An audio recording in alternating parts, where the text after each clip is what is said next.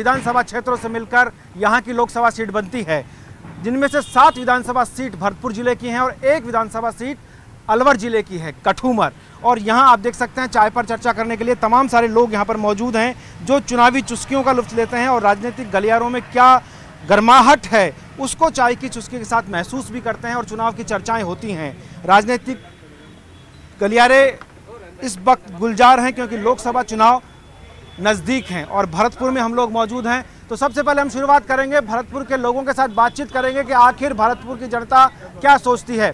चलिए यहीं से हम शुरुआत करते हैं। चाय भी आ गई है, चाय की चुस्की के साथ ही शुरुआत होगी। चाय लें आप सबसे पहले और चाय के साथ हम आपसे बात करेंगे। लोकसभा चुनाव नज़दीक है, जो मतदाता है उसका मन क्या सोच रहा है? मतदाता चाहता है कि कोई अच्छा कैंडिडेट यहाँ से आए और कोई जिम्मेदार आदमी यहाँ बने सांसद। पिछले 5 सालों की तुलना अगर अपन करें तो किस निष्कर्ष पर पहुँचता है मतदाता? कुछ बदलाव होना चाहिए? बदलाव तो होना ही चाहिए। बदलाव होना चाहिए। चलिए, इनका कहना है बदलाव होना चाहिए और विकास अगर हुआ हो तो उस पर मत डलने चाहिए। और भी कुछ लोग हैं, एक सज्जन हमारे साथ हैं, आपसे हम बात करते हैं। क्या लगता है, लोकसभा चुनाव नज़दीक है, मतदाता का मन क्या सोच रहा है? लोकसभा चुनाव नज़दीक है, लेकिन भरतपुर का मतदाता भरतपुर के प्रति एक तो उदासीन है। यहाँ कोई विकास नहीं है। मैं शहर कांग्रेस कमेटी का अध्यक्ष हूँ और नगर निगम में पार्षद भी हूँ।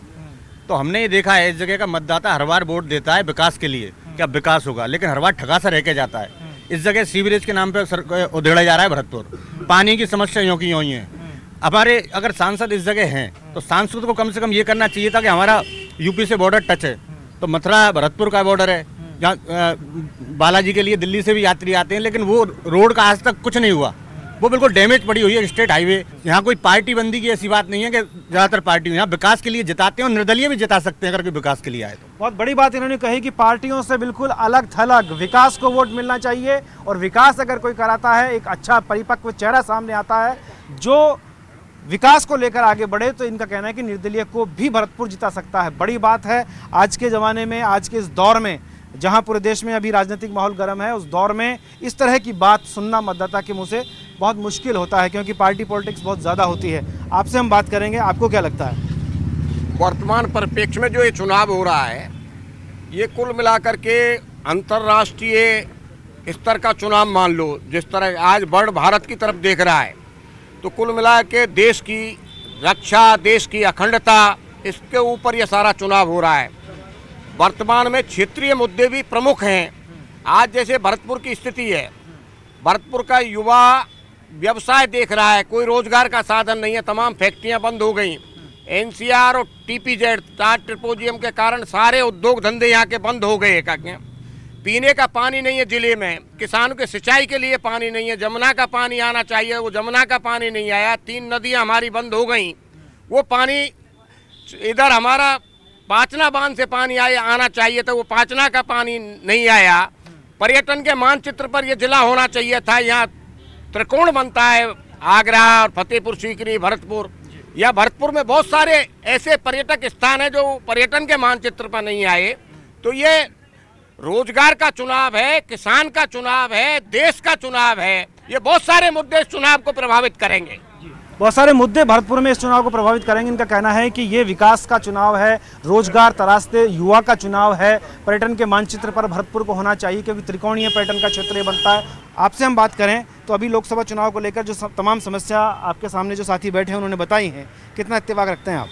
देखिए, आगामी लोकसभा चुनाव सामने है और सबसे बड़ी चीज़ मेरा कहना ये, हम व्यापारी वर्ग से आते हैं। किसी भी क्षेत्र का निर्माण, किसी भी देश का निर्माण, किसी भी देश का विकास जब भी संभव है, या तो इंडस्ट्रीज वहाँ पे डेवलपमेंट बढ़े, या पर्यटन का विकास हो सके, या शिक्षा का व्यवसाय हो सके। काफ़ी अभी बेरोजगार भी हैं, तो उनको भी रोजगार अवसर मिलने चाहिए, हमारा सोचना। पिछले जो आपके लोकसभा सांसद रहे, क्या इस जो आप समस्याएं बता रहे हैं, इन समस्याओं के निराकरण में अपनी भागीदारी निभा पाए पूरी तरह से? देखिए, निभाए ऐसा आज सबसे बड़ी चीज़ है, देश देख रही है नरेंद्र मोदी जी को। नरेंद्र मोदी जी को विकास के रूप में जनता एक अच्छा एक लीडर मानती है। जब से जीएसटी आया, आप ये देखें, देश की अर्थव्यवस्था बहुत सुधरी है, देश की जीडीपी जो है 27% तक सुधरी है। नोटबंदी आई, उससे भी हालांकि तकलीफ जरूर हुई लोगों को, लेकिन जो काला धन है वो भी समाप्त हुआ। जो पुरानी करेंसी, फेक करेंसी चल रही थी, वो भी सारी समाप्त हुई है। तो इसमें कोई दो राय नहीं है। आने वाले भी जो हम तो ये कहते हैं कि अच्छा उम्मीदवार आए और देश हमारा जो क्षेत्र है, क्योंकि 8 जो है विधानसभा इसमें लगती हैं भरतपुर लोकसभा क्षेत्र में, अच्छा अगर प्रतिनिधि आए तो लोग चुनेगी जनता, इसमें कोई दो राय नहीं। अच्छा प्रतिनिधि आएगा तो लोग चुनेंगे, जनता चुनेगी, इनका कहना है। और इनका ये भी कहना है कि जनता नरेंद्र मोदी की तरफ देख रही है। आप में से कोई जवाब देना चाहेगा इनका? जी, क्या कहते हैं? देखिए, मैं आपको एक तो स्पष्ट करा दूं, भरतपुर की राजनीति के पर तो भरतपुर विधानसभा लोकसभा में 8 सीटें हैं, जिसमें से 6 सीट कांग्रेस और सहयोगी दलों ने जीती है। तो ये स्पष्ट है कि भरतपुर में जो जनता है वो मूड बना चुकी है कि जिस तरीके से नरेंद्र मोदी जी ने पूरे देश के साथ, पूरे समाज के साथ, किसानों के साथ, बेरोजगारों के साथ और जो झूठ बोला है उसको जनता जवाब देगी। अभी जो विधानसभा चुनाव हुए हैं उसमें 6 तरीके जिस तरीके से भाजपा के यहाँ मेरे साथी बैठे अपना खाता तक नहीं खोल पाए, तो जनता यहाँ जवाब देने के लिए तैयार बैठी है। और आने वाले लोकसभा चुनाव में जो हमारे प्रत्याशी होते हैं अभिजीत, जिनके नाम के आगे जीत है, निश्चित ही जीत होगी और 2019 में चुनाव में अभिजीत यहाँ से जीत के जाएंगे और हम सबके मुद्दे, विकास, चंबल, जो यहाँ पे पानी। चलिए, इनका कहना है अभिजीत की जीत निश्चित है और तमाम आरोप भी आप लगाते नजर आए। कोई इनकी बात का जवाब देना चाहेगा इधर से? क्या कहते हैं आप? इन्होंने बिल्कुल सही कहा है। आने वाले चुनाव में कांग्रेस का जो टिकट अभिजीत जी को मिल रहा है वो निश्चित चुनाव जीतेंगे। कि मौजूदा जो सांसद हैं बहादुर सिंह कोहली, वो टीवी चैनल के एक माध्यम से खुद ही अपनी पार्टी की सारी कारनामे खुद ही खोल चुके हैं। इससे ज़्यादा बड़ी पोल क्या होगी इनके पास? तो बीजेपी का अंत हो लिया। आपसे हम बात करेंगे।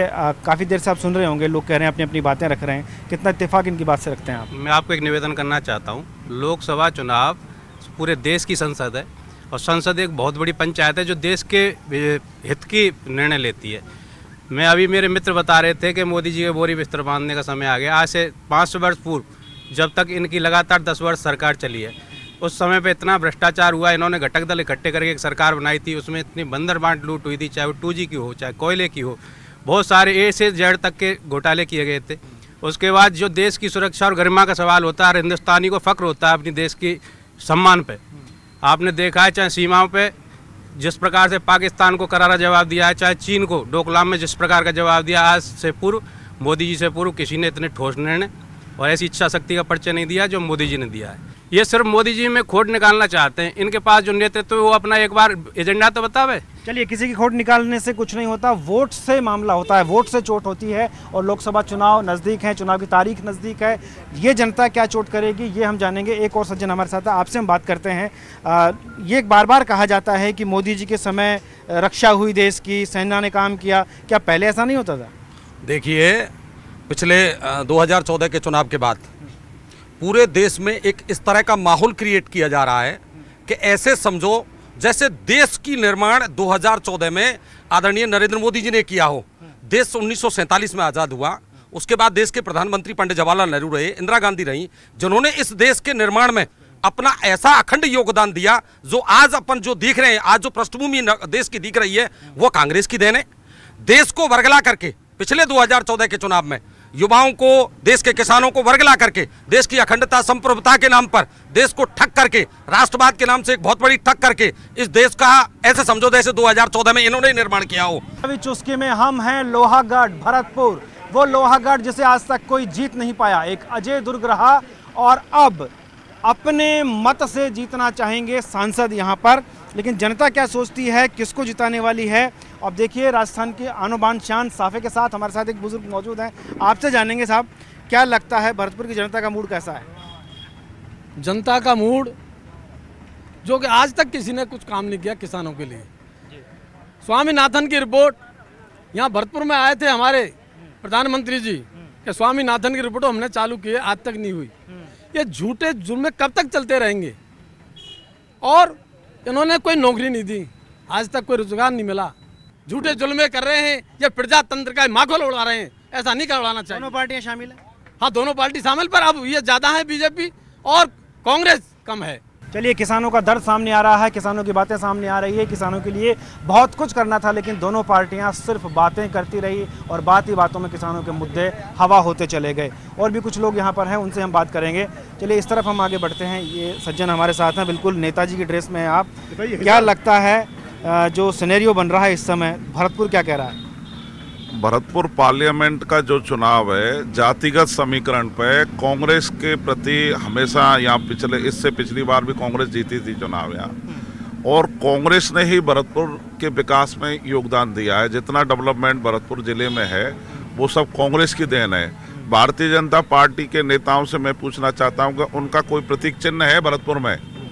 आज भरतपुर के अंतर्गत जितना भी, चाहे चंबल की योजना की बात ले लें, चाहे हम रोडवेज के बस स्टैंड की बात ले लें, चाहे ये सामने पार्क दिख रहा है जिसमें अपने नेहरू जी का पार्क है उसको ले लें, या शहर में सर्कुलर रोड की आधार जो सिला है वो भी कांग्रेस में शांति धारीवाल जी ने रखी। इस भरतपुर में सारे डेवलपमेंट के काम जितने भी हैं, रेलवे के क्षेत्र में हो, चाहे किसानों के क्षेत्र में हो, हर क्षेत्र में कांग्रेस। किसानों से अभी हमारी बात हो रही थी। किसानों का कहना तो यह है कि बिल्कुल ठगा सा महसूस करता है किसान। हर बार सिर्फ बातें होती हैं और कुछ नहीं होता है। आप पानी की बात कर रहे हैं, पांचना डैम का पानी आज तक नहीं आ पाया है। रोजगार के लिए भरतपुर का युवा तरस रहा है। मैं ये कहना चाहता हूँ कि आज नरेंद्र मोदी जी जिन बातों को लेकर के सत्ता में आए, जो घोषणा उन्होंने की, 2 करोड़ लोगों को रोजगार देंगे, प्रत्येक गरीब को हम उनका जीवन कायाकल्प कर देंगे, 15-15 लाख उनके खातों में देंगे, विदेश से पैसा आएगा उसको यहाँ हिंदुस्तान के लोगों को देंगे। आज बेरोजगारी के मारे मारे नौजवान फिर रहा है, किसी को रोजगार नहीं है। किसान की आय दोगुनी करने की बात कही थी, कोई किसान की आय दोगुनी नहीं की उन्होंने। किसान ठगा सा महसूस करता है, परेशान रहता है, युवा रोजगार के लिए परेशान रहता है। सड़कों की अगर बात करें तो सड़कों का भी खस्ता हाल नज़र आता है। उखड़ी हुई सड़कें भरतपुर में यहीं कहीं देखी जा सकती हैं। पानी की समस्या बड़ी रहती है। एक और सज्जन हमारे साथ हैं, आपसे हम बात करते हैं। आप भी बिल्कुल पूरे अभी चुनावी मूड में नज़र आ रहे हैं। मैं ऐसी मूड में रहता हूँ हमेशा। तो अभी आपका मूड क्या कहता है? देखिए, अभी मेरे बड़े भाई गिरीश जी ने कहा कि भरतपुर में भाजपा के विकास के निशान नहीं हैं। भाई साहब कैसे बोल रहे हैं कि मेडिकल कॉलेज भाजपा का देन है, इंजीनियरिंग कॉलेज भाजपा का देन है, यूनिवर्सिटी भाजपा की देन है, जिन्होंने भरतपुर का विकास इतना ज़बरदस्त किया है। आज सैकड़ों नए डॉक्टर आ गए और मेडिकल की ऐसी मशीनें आ गई जिनके लिए हमें जयपुर जाना पड़ता था। दूसरी बात आ रही है चुनाव का मुद्दा। मुझे लग रहा है इस बार चुनाव का मुद्दा राष्ट्रीय सुरक्षा पर हो रहा है। बेरोजगारी की बात कर रहे हैं लोग, 55 साल में बेरोजगारी नहीं बढ़ी क्या? 5 साल की देन है ये? भ्रष्टाचार के 5 साल का देन है क्या? किसानों के MSP 42 रुपये सरसों की मोदी सरकार ने की है। ये मुद्दे बेरोजगारी के ये तो चलते रहेंगे, ये खत्म नहीं होने वाले हैं। लेकिन मुख्य मुद्दा हमारा राष्ट्र बचाने का है। लेकिन साहब, रोजगार अगर नहीं रहेगा तो राष्ट्र कैसे मजबूत होगा? रोजगार के लिए देखिए स्किल डेवलपमेंट दिया है, 2 करोड़ लोगों ने मुद्रा लोन से लोन लिया है। रोजगार का मतलब मैं ये नहीं मानता केवल सरकारी नौकरी दिया जाए। रोजगार का मतलब है स्वरोजगार पैदा किया जाए। चलिए, स्वरोजगार हो, स्किल डेवलपमेंट हो, ये इनका कहना है। और इस तरफ ये युवा साथी हमारे साथ हैं। कितना इत्तेफाक रखते हैं? आपको लगता है युवाओं को रोजगार मिल पाया है? मैं ये कहना चाहता हूँ, इस समय इन चुनावों में युवा मुख्य भूमिका निभाएगा। कोई भी सरकार को अगर आप देखें, युवा की तरफ बिल्कुल भी ध्यान नहीं है। आप देखें, बीजेपी सरकार ने वादा किया था कि 15 लाख लोगों को रोजगार देंगे, खातों में हम पैसे पहुंचाएंगे। कहाँ हुआ ये चीज़ है? मैडम की सरकार अभी रही थी, मदरसा शिक्षा पर इन्होंने इतनी राजनीति करी है कि आप देखें, कांग्रेस के गहलोत साहब भर्ती निकाल के गए थे, उसके बाद में मदरसा शिक्षा पर बिल्कुल भी ध्यान नहीं दिया गया। क्या कांग्रेस का मतलब मुसलमानों से है या फिर मुसलमानों का मतलब बीजेपी से है? आप ऐसी राजनीति क्यों करते हैं? मतलब युवाओं को आप क्यों भटकाते हैं इस मुद्दे पर? भरतपुर की भौगोलिक स्थिति अगर देखें आप, यहाँ कोई रोजगार का संसाधन नहीं है। कांग्रेस की सरकार अभी आई है, हम 5 साल से बीजेपी की सरकार को देख रहे हैं। बीजेपी ने ऐसा क्या कर दिया रोजगार देने के लिए? वो रोजगार देने का वादा करते हैं, कहाँ है रोजगार? चलिए, रोजगार ढूंढे नहीं मिल रहा है, ये इनका कहना है। और कुछ लोग हैं इधर, हम बात करेंगे, आपसे जानना चाहेंगे। ख़ासतौर पर अपन बात करें, पार्टी पॉलिटिक्स की बात होती है, लेकिन एक चेहरा भी बड़ा महत्वपूर्ण होता है। जब चुनावी मैदान में चेहरे उतरते हैं, व्यक्तित्व उसका महत्वपूर्ण होता है कि किस तरह के व्यक्तित्व का व्यक्ति है जिसको जनता चुने। तो आपको लगता है पार्टी को वोट देना चाहिए, किसी व्यक्ति विशेष को वोट देना चाहिए? देखो, दोनों ही मुद्दे महत्वपूर्ण हैं। आपने जो दोनों बात बताई हैं, पार्टी भी महत्वपूर्ण है और व्यक्तित्व भी महत्वपूर्ण है। जैसा कि आपको पता है कि श्रीमान बहादुर सिंह जी कोहली यहाँ से विगत दिनों सांसद थे, उनका क्या स्टेटस था और अभी उनका स्टिंग हुआ है वो। और एक जो कांग्रेस ने अभी प्रत्याशी उतारे, BRS लेके आए हैं, IRS ऑफिसर हैं, तो पढ़े लिखे का और एक उसका फ़र्क पड़ता है। दूसरी बात, पार्टी क्या आती है? विगत 5 वर्षों में यहाँ पे भाजपा की सरकार थी, राज्य में भी भाजपा की थी, केंद्र में भी भाजपा की थी, विधायक भी भाजपा के थे, MP भी भाजपा के थे। आज आप भरतपुर में देखिए, इन सभी से आपको मूड पता पड़ गया होगा भरतपुर का कि यहाँ पे विकास के नाम पे जीरो रहे, बेरोजगारी में भरतपुर ठगा हुआ है, किसानों के मुद्दे पे जीरो है, सुजान गंगा सड़ रही है, बीजेपी वालों को वोटों की पड़ रही है। बहुत सारे मुद्दे उठे हैं, बहुत सारे सवाल उठे हैं। सवाल ऐसे हैं कि जिनके जवाब तलाशना बहुत मुश्किल है, लेकिन जवाब तो तलाशना ही पड़ेगा। जवाब नहीं तलाशेंगे तो देश कमज़ोर होगा, देश कमज़ोर होगा तो हमारी सुरक्षा का क्या होगा? एक और सज्जन हमारे साथ हैं, आप क्या कहते हैं? तमाम लोग इतनी सारी बातें कर रहे हैं। ऐसा है कि जिन लोगों ने जो कहा है, मैं इन लोगों से ये पूछना चाहता हूँ कि 2014 के बाद ही क्या राष्ट्रभक्ति देश के अंदर आई? क्या मोदी जी ने 2014 के बाद विदेश में अपना परचम फहराया? ये उस बात को भूल गए जिस समय इंदिरा गांधी ने 71 में अमेरिका के विरोध करने के बावजूद भी पाकिस्तान के 2 टुकड़े कर दिए थे और अमेरिका का राष्ट्रपति देश के प्रधानमंत्री के ऊपर छतरी लेके खड़ा हुआ था। वो सम्मान था, क्या आज वो सम्मान है?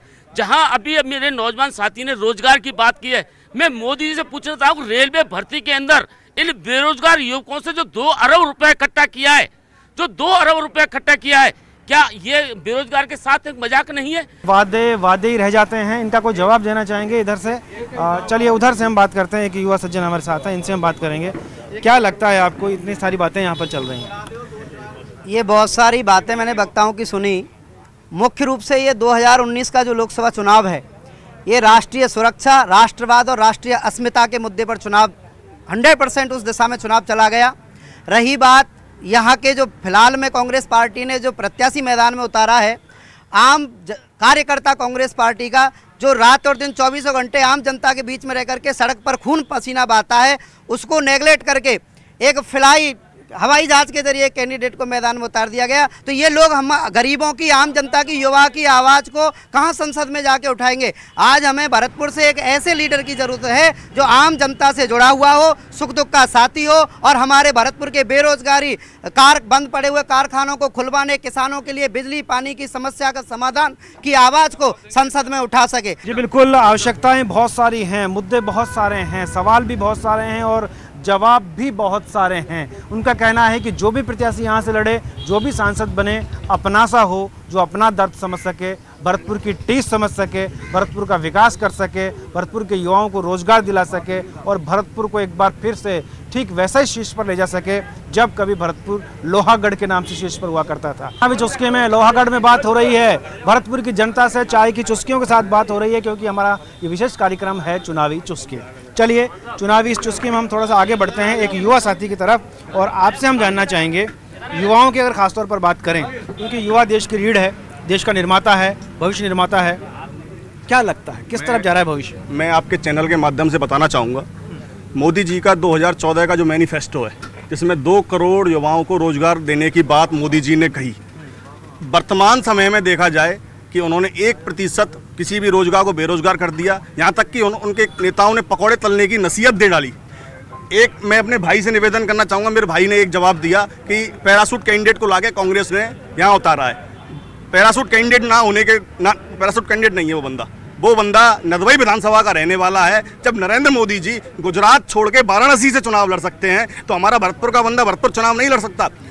2014 में मोदी जी ने इतने सारे वादे किए रोजगार को लेके कि हम भरतपुर विधानसभा की बात करते हैं, भरतपुर विधानसभा में 15 साल से बीजेपी का विधायक था। आप भरतपुर की स्थिति देख सकते हो, नदी नालों को देख सकते हो, शहर की सफाई व्यवस्था को देख सकते हो, पूरी तरीके से भरतपुर की व्यवस्थाएं चौपट कर दी।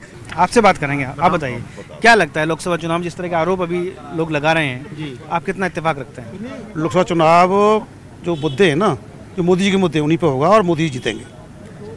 किस तरह आप कहना चाहते हैं, क्यों, मतलब ऐसा क्यों है? थोड़ा सा राष्ट्रीय लीडर को पैदा हुआ है तो यही हुआ है, जो राष्ट्रभक्त और देशभक्ति है ना और लोगों में नहीं में रही है। इनका कहना है कि फिर से मोदी सरकार आएगी और अलग अलग आरोप यहाँ पर लगते हुए नजर आते हैं, अलग अलग बातें यहाँ पर होती हैं, अलग अलग सवाल यहाँ पर उठते हैं। एक और बुजुर्ग हमारे साथ हैं, उनसे हम बात करेंगे। साहब, आप जिस अनुभव के चश्मे से देख रहे हैं राजनीति का जो पूरा माहौल है, और आपने शुरू से जब से आप वोट देने लगे होंगे तब से कितनी सरकारें आपने देखी, कितने नेताओं को आते जाते देखा है, किस निष्कर्ष पर आप पहुँचे हैं इस वक्त? क्या लगता है आपको कि आपके इतने सालों का जो बार बार वोट का देने की जो आपकी प्रक्रिया है वो कहीं सार्थक हो पाई है? वर्तमान में चुनाव 2 मुद्दों पर हो रहा है, देश के विकास का और देश की आत्मरक्षा का, सुरक्षा का, संप्रभुता का। सन 71 में जब भारत पाकिस्तान से भिड़ा बांग्लादेश आज़ाद कराया इंदिरा गांधी ने, उस समय भी देश की सुरक्षा और मान सम्मान बढ़ा रहा। जो भी सरकार आएगी वो देश की सुरक्षा करेगी, लेकिन जनता को चाहिए विकास। जो मुद्दे पर आप चुनाव लड़के आए सत्ता में, क्या वो मुद्दे पूरे हुए, ये प्रश्न है। 10वीं की परीक्षा पास हुई नहीं आपसे और BA की परीक्षा सर्टिफिकेट ले आए यूपी से। मोदी जी ने यही किया है, 10वीं की परीक्षा पास नहीं की, 14 का जो मैनिफेस्टो था वो लागू नहीं किया देश के अंदर। आज देश का जवान नौजवान बेरोजगार है, विकास नहीं हुआ है। और जहाँ तक भरतपुर की बात है तो जो यहाँ के सांसद हैं उन्होंने भरतपुर में विकास की तरफ कभी देखा ही नहीं। क्या लगता है आज भी भरतपुर तरस ही रहा है? देखिए, ये चुनाव जो है वो देश का चुनाव है। दो तरह के चुनाव होते हैं, एक विधानसभा का चुनाव होता है, एक लोकसभा का चुनाव। विधानसभा का चुनाव प्रदेश का विकास कराता है। देश का चुनाव देश की सुरक्षा के लिए होता है। आज देश की सुरक्षा की हम बात करें तो अभी इनके कांग्रेस के मैनिफेस्टो में देशद्रोह की जो धारा है उसको खत्म करने जा रही है। जब देशद्रोह की धारा ही खत्म हो जाएगी, देश में कोई भी पाकिस्तान झंडा फहरा सकता है, कोई पाकिस्तान जिंदाबाद कर सकता है। और रही मोदी जी की, अगर मनमोहन सिंह जी की बात करें तो जब बम्बई में कांड हुआ 166 लोग मारे गए, उसमें कोई कार्रवाई नहीं हुई। अपने पुलवामा में 40 लोग जवान मारे गए तो उसमें कार्रवाई हुई। सेना कार्रवाई करती है, इसमें संदेह नहीं है, सेना कार्रवाई करती है, लेकिन सेना को आदेश देने वाले तो हो। अब तक क्यों नहीं आदेश दिए गए? चलिए, देश का भविष्य कौन बनेगा ये तो भविष्य के ही गर्भ में छिपा हुआ है। जनता तय करेगी, उनका मतदान तय करेगा कि आखिर कौन देश का अब भविष्य बनने जा रहा है। एक किसान हमारे साथ है, उनसे हम बात करते हैं। अब थोड़ा सा आगे आ जाइए, थोड़ा दूर पड़ रहा है। अब बताएं क्या क्या क्या कहना चाह रहे हैं? हम किसान हैं और बार बार कोई भी सरकार आ जाए, कांग्रेस आ जाए या बीजेपी आ जाए, वो ये ही बोलती है हम किसानों का बहुत कुछ करेंगे, गेहूँ उनकी रेट बढ़ाएंगे। अब लेवी चालू की है, लेवी में केवल मात्र 5 लोगों को लाया ले रही है सरसों, बाकी का किसी का नहीं है। किसान चिल्ला रहे हैं, धूम में पड़े हैं, मगर किसी को वो नहीं है कोई भी। और कुछ लोग हैं, उनसे हम बात कर सकते हैं। चलिए, आपसे जानेंगे क्या कहना चाहते हैं। देखिए, हमारी लोकतांत्रिक व्यवस्था बड़ी सोच समझकर हमारे संविधान निर्माताओं ने बनाई। जब हम नगर पालिका या नगर परिषद की बात करते हैं तो हमारे लोकल के चुनाव होते हैं वहाँ की समस्याओं के लिए। जब हम जिले स्तर की या उससे ऊपर के स्तर की बात करते हैं तो विधानसभाओं के चुनाव होते हैं। और जब राष्ट्रीय स्तर की हम लोग बात करते हैं तो लोकसभाओं के चुनाव होते हैं। ये लोकसभा के चुनाव है और यहाँ मुद्दे लोकल ना होकर राष्ट्रीय हित के मुद्दे होने चाहिए। हमें एक ऐसी सरकार की आवश्यकता है जो इस देश में बोल्ड डिसीजन ले सके, चाहे वो कांग्रेस की सरकार हो चाहे बीजेपी की सरकार हो। जिसने भी बोल्ड डिसीजन लिए उसने इस देश को पसंद किया। इंदिरा जी ने बोल्ड डिसीजन लिए थे, इंदिरा जी को पसंद किया। अब पिछले 5 वर्षों में अगर मोदी जी बोल्ड डिसीजन ले रहे हैं, चाहे वो एयर स्ट्राइक का मामला हो, चाहे बालाकोट वाली घटना हो, या और भी बहुत सारे के नोटबंदी का है, जीएसटी का है, बहुत बोल्ड डिसीजन लिए बिना किसी स्वार्थ के। अगर वो बोल्ड डिसीजन लेने से डरते, राजनीतिक सोच रखते तो शायद ये बोल्ड डिसीजन नहीं ले पाते। ये बड़ी बात इन्होंने कही कि जो डिसीजन है वो बोर्ड लेता है, बोल्ड डिसीजन लेता है तो जनता उसे पसंद करती है, जनता उसे दिल्ली तक पहुंचाती है, वहां का सर्वे सर्वा बनाती है और वो व्यक्ति जनता के दिलों पर राज करता है जो बोल्ड डिसीजन लेता है, चाहे वो भाजपा का रहा हो, चाहे वो कांग्रेस का रहा हो, चाहे फिर किसी और पार्टी का रहा हो। फिलहाल मुझे और मेरे साथी घनश्याम और यासीन को दीजिए इजाज़त। नमस्कार।